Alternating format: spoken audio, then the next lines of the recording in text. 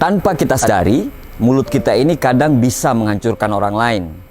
Mulut kita ini itu bisa membuat orang lain senang, tapi bisa juga membuat orang lain hancur. Semua orang pasti mengerti bedanya antara kata-kata yang sopan dan kata-kata yang tidak sopan.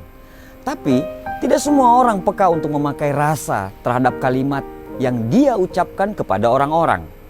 Misalnya, kamu bertanya kepada temanmu yang kerja di toko, "Berapa gajimu sebulan kerja di toko itu?" Temanmu menjawab, "1,5 juta rupiah." Cuman 1,5 juta rupiah? Sedikit sekali dia menghargai keringatmu. Apa cukup untuk memenuhi kebutuhan hidupmu? Sejak saat itu, temanmu jadi membenci pekerjaannya, lalu dia meminta kenaikan gaji kepada pemilik toko menolak dan mem-PHK dia. Kini, temanmu malah tidak berpenghasilan dan jadi pengangguran. Apa sumber masalahnya? Sumber masalahnya adalah omonganmu. Saat arisan, kamu bertanya kepada pemilik rumah, "Rumahmu ini apa tidak terlalu sempit? Bukannya anak-anakmu banyak ya?" Rumah yang tadinya terasa lapang, sejak saat kamu mengeluarkan kata-kata itu, mulai dirasa sempit oleh penghuninya. Ketenangan pun hilang saat keluarga itu mulai terbelit hutang, kala mencoba membeli rumah besar dengan cara kredit di bank. Apa sumber masalahnya? Sumber masalahnya adalah omonganmu. Ada saudara laki-laki bertanya pada kunjungan seminggu setelah adik perempuannya melahirkan, "Hadiah apa yang sudah diberikan suamimu kepadamu setelah melahirkan?" Adik perempuannya menjawab, "Tidak ada." Saudara laki-lakinya berkata lagi, "Masa sih? Apa engkau tidak berharga di sisinya? Aku bahkan sering memberi hadiah istriku walaupun tanpa alasan yang istimewa." Siang itu, ketika suaminya lelah pulang dari kantor, dia menemukan istrinya merajuk di rumah. Keduanya lalu terlibat pertengkaran, dan sebulan kemudian antara suami istri itu terjadi perceraian. Di mana sumber masalahnya? Dari kalimat sederhana yang diucapkan saudara laki-laki kepada adik perempuannya. Seorang bertanya kepada seorang kakek tua, "Berapa kali anakmu mengunjungimu dalam sebulan?" Si kakek menjawab, "Sebulan sekali." Yang bertanya menimpali lagi, "Wah, keterlaluan sekali anak-anakmu itu. Di usia senjamu ini seharusnya mereka mengunjungimu lebih sering." Akibatnya hati sang kakek menjadi sempit.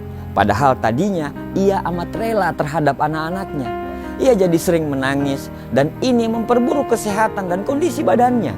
Kawan, apa sebenarnya keuntungan yang didapat ketika bertanya seperti pertanyaan-pertanyaan di atas itu? Jagalah diri dan jangan menyampuri kehidupan orang lain. Jangan mengecilkan dunia mereka dengan menanamkan rasa tidak rela kepada apa yang sudah mereka miliki. Tidak perlu mengkritisi masalah penghasilan, keluarga mereka, atau urusan pribadi mereka. Jaga mulutmu saat berbicara tentang masalah-masalah pribadi kepada orang. Mungkin bagi kamu, pendapat kamu benar, tapi belum tentu bagi orang lain. Mungkin bagi kamu benar, tapi mungkin bagi orang lain itu bisa menghancurkan dia. 1000 manusia, 1000 kehidupan, 1000 pikiran, 1000 hati, dan 1000 tindakan. Kita ini berbeda, tidak sama. Berhentilah menjadi hebat dengan memberikan solusi tapi mengkerdilkan keluarga mereka. Jaga omonganmu dan lebih baik diam daripada berkata-kata tapi hanya merendahkan martabat orang. Berusahalah untuk berpikir dahulu sebelum bicara. Jangan sampai kamu berbicara tanpa dipikirkan. Libatkanlah rasa dalam setiap omongan yang keluar dari mulutmu. Tidak usah menasehati orang yang belum punya anak bertahun-tahun dengan kalimat, "Kenapa belum punya anak? Kapan mau punya anak?" Siapa sih suami istri yang tidak pengen punya anak? Mereka mungkin sudah berusaha, tapi kalau Allah belum berkehendak, mereka bisa apa? Tidak usah menasehati orang untuk cepat punya pasangan kepada orang-orang yang sudah berusaha untuk punya pasangan dan belum dikaruniai pasangan. Jangan berbicara bahagiamu di depan temanmu yang lagi bersedih. Jangan berbicara ayahmu di depan temanmu yang tidak punya ayah.